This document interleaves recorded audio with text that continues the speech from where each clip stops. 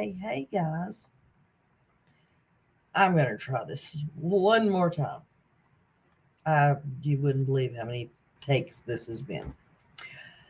Okay, first of all, I am going to say that you all know what I put in my video yesterday. My theory, my thoughts on what happened in June 15th, or on June 15th, 2021, the day summermoonutahwells went missing.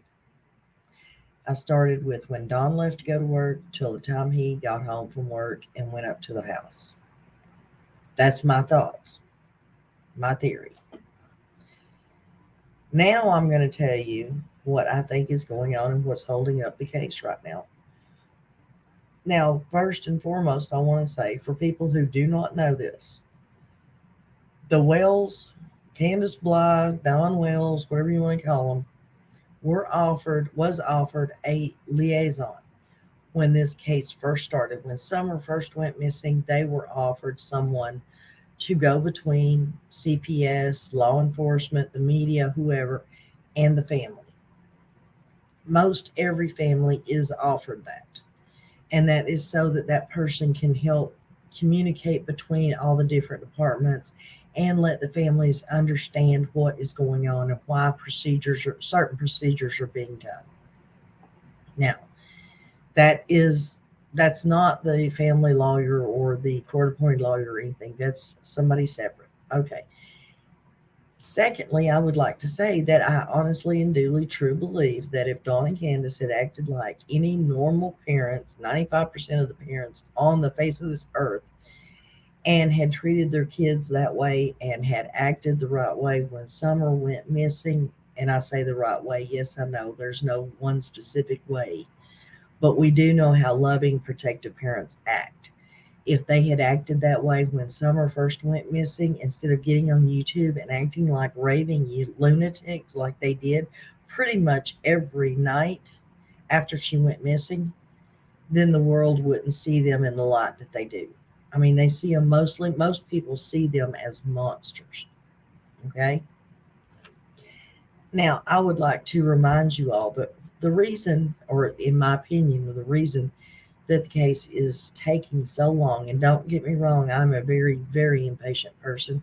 I'm right there with you. I don't understand why it can't just be done with it.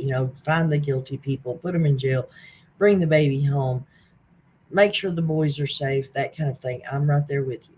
And I pray every night that that would happen. But the reason you have to think of why it hasn't happened yet. Consider the boys, the trauma that they have went through. The boys were traumatized because of their sister and what happened with her. Then they were re-traumatized by being jerked away from the only home that they've ever known, their parents, whom they love, whether you believe it or not. I mean, it's just a natural instinct for children to love their parents, good, bad, or indifferent. And because of that, it has traumatized those boys even more so. On top of if they were abused by their parents. Now, if they were abused by their parents, that's a whole different kind of trauma.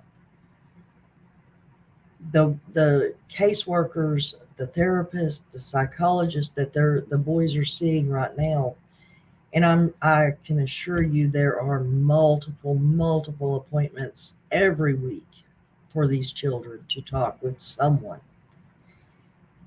They're going to have to make the boys feel safe and secure and comfortable enough to talk, to come out with their stories, to tell what went on in that house.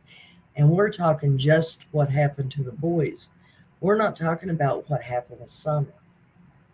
And until the boys feel comfortable enough to actually let people know what happened and what they went through themselves, if they ever are able to do that. But if they are able to, after that happens, then people have to, the law enforcement has to find witnesses that can help back up the boy's story. Then they have to file all the paperwork, file the charges against whoever it was that abused them. Then it's taken to court. Then we have to get a court date. And you're saying, in the meantime, why can't we just go on with Summer's case then? While we're waiting on the boys to talk or for the red tape to get filed. Well, that's because the boys more than likely have a big chunk of the puzzle as far as what happened to Summer. They could know who, what, when, where, why. We don't know for sure what the boys know or they don't know. And until the boys' case gets solved, or at least comes to a conclusion somehow, they can't really go on with Summer's case, because if they tried to go on with Summer's case before the boys' case was solved, before the boys talked, then they might be missing a huge piece of the puzzle, and they might not uh, file charges against the right person in Summer's case. They might not file charges against all of the people in Summer's case that could be involved. They may not have, they may not even be able to file any charges against anybody in Summer's case.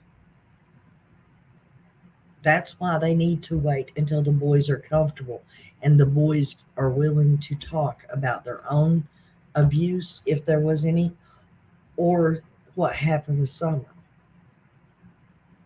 So why don't they go ahead and just work on the boys' case? Because the boys have to feel comfortable. And until they do, and when it gets to court, say there was no abuse on the boys. Say they cannot come up with anything. The boys are not admitting to anything. There's no evidence. Can the judge really, in his good heart, allow the boys to be returned to Don and Candace without knowing what happened with Summer? Because say the boys do have information, but just haven't told anybody. They know what happened to Summer. They know who did it. And the judge allows those boys to be returned home to one or both of their parents. Who's to say that whoever did what they did to Summer knows the boys, knows what happened? What kind of danger would one or all of the boys be in? The judge can allow that.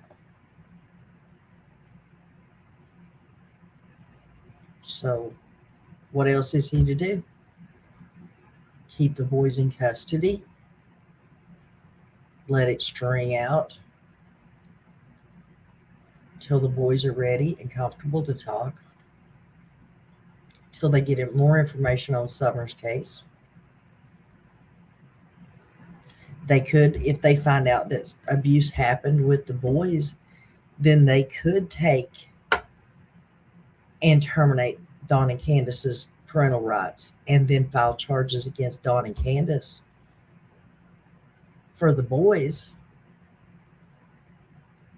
And they might possibly offer them some kind of a deal if they tell the truth about Summer, that they wouldn't get as strict a punishment as they would normally get for abusing children if they would just come clean about Summer. Who knows? It's just something for you guys to think about. We have all got to learn patience, because right this minute, the most important thing are the boys and their welfare and their safety. Yes, Summer is very important, but we don't know where she's at. And one of the key things in finding where she's at or what happened to her is keeping the boys safe and getting them to talk. Just wanted to get that out there. I mean, I think that no matter how long it takes, everybody's saying 6 months, 18 months.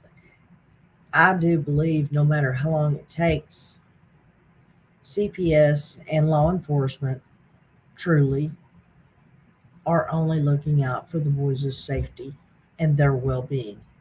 And no matter if it takes 2 to 3 years, they're not going to return those boys until they know for a fact those boys will be safe.